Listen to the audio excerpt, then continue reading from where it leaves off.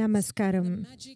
ఈశా యోగా కేంద్రం నుండి నేరుగా ప్రత్యక్ష ప్రసారం అవుతున్న మహాశివరాత్రి 2025 వేడుకలకు అందరికీ హృదయపూర్వక స్వాగతం.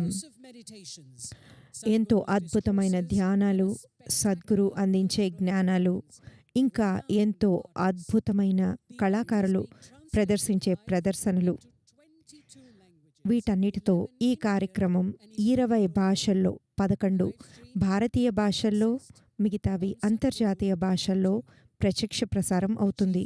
ఇది సద్గురు యూట్యూబ్లో కూడా మీరు వీక్షించవచ్చు. ఈనాటి మహాశివరాత్రి ఉత్సవాలకు వస్తున్నవారు మన గౌరవనీయ ముఖ్య అతిథులు, హోంశాఖ సహకార శాఖ మంత్రివర్యులు శ్రీ అమిత్ షా గారు. శ్రీ అమిత్ షా గారు ఆశ్రమం చేరుకున్నారు. ఆయన సద్గురుతో సంభాషిస్తున్నారు. ఇది మనం స్క్రీన్పై వీక్షించవచ్చు.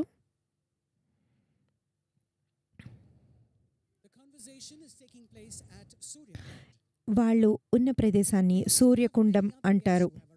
ఇంకా ఎంతోమంది గౌరవనీయ అతిథులు ఇప్పటికే విచ్చేశారు. ఇంకా ఎంతోమంది త్వరలో రాబోతున్నారు. గౌరవనీయ పంజాబ్ గవర్నర్ శ్రీ గులాబ్ చంద్ కటారియా, ప్రథమ మహిళ శ్రీమతి అనితా కటారియా, ఒడిషా గవర్నర్ శ్రీ హరిబాబు కంబంపాటి గారు, ఒడిషా రాష్ట్ర ప్రథమ మహిళ శ్రీమతి జయశ్రీ కంబంపాటి గారు, కేంద్ర న్యాయశాఖ మంత్రి శ్రీ అర్జున్ రామ్ మేఘ్వాల్ గారు, గౌరవనీయ కేంద్ర పార్లమెంటరీ వ్యవహారాల సహాయ మంత్రి శ్రీ ఎల్ మురుగన్ గారు విచ్చేశారు.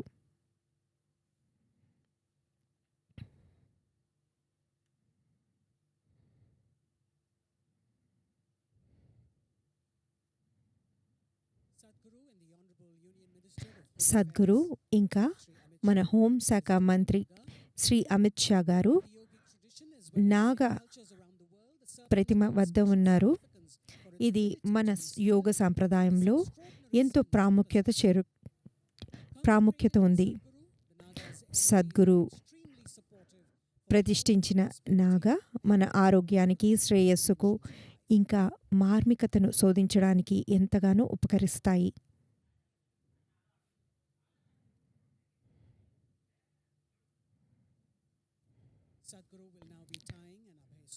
సద్గురు ఇప్పుడు మన హోంశాఖ మంత్రి గారికి అభయ సూత్రం కడుతున్నారు. ఇది మన ముంచేతికి కట్టుకుంటారు. ఇది అన్ని రకాల భయాల నుండి మనం అధిగమించేలాగా చేస్తుంది.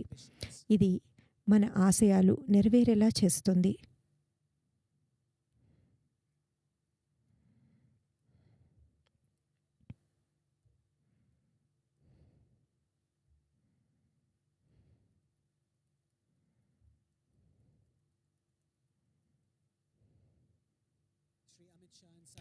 శ్రీ అమిత్ షా గారు ఇంకా సద్గురు సూర్యకుండ మండపాన్ని వదిలి ఇప్పుడు నంది వైపుగా నడుస్తున్నారు.